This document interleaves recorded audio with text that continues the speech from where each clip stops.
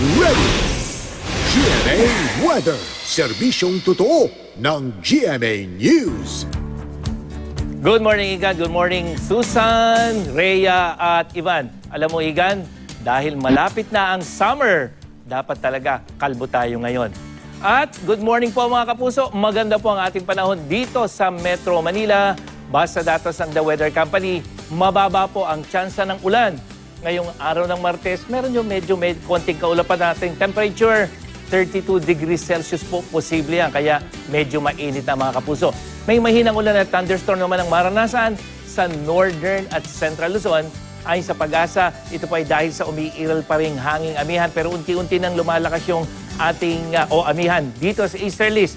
At amihan po dyan sa may extreme Northern Luzon, kaya asahan ng thunderstorm dyan sa may ibang bahagi ng Northern Luzon at sa may probinsya ng Zambales at Bataan.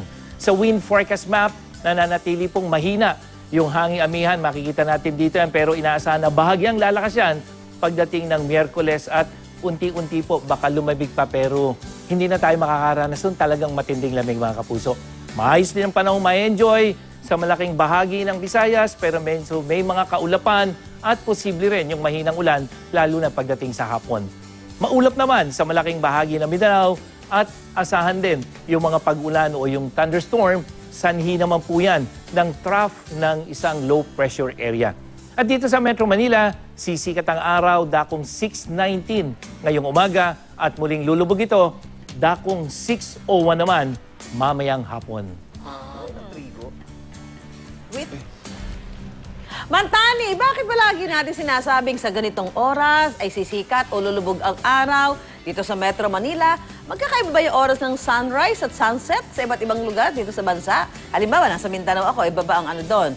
Ang sunset, ang sunrise. Yes, Susan, nadali mo. Dahil yan ay umiikot ang mundo.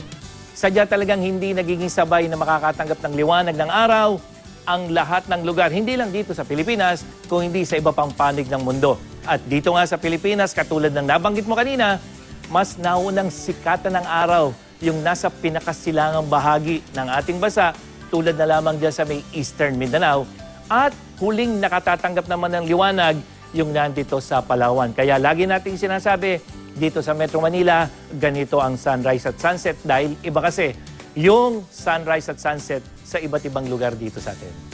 Yan ang latest mula sa GMA Weather. Kung may weather question kayo, ready po ako sagutin yan. Mag-post lang sa I Am Ready Facebook page gamit ang hashtag na Magtanong kay Magtani. Ako po si Nathaniel Cruz, magplano para sigurado. I am ready. Serbisyong totoo ng GMA News.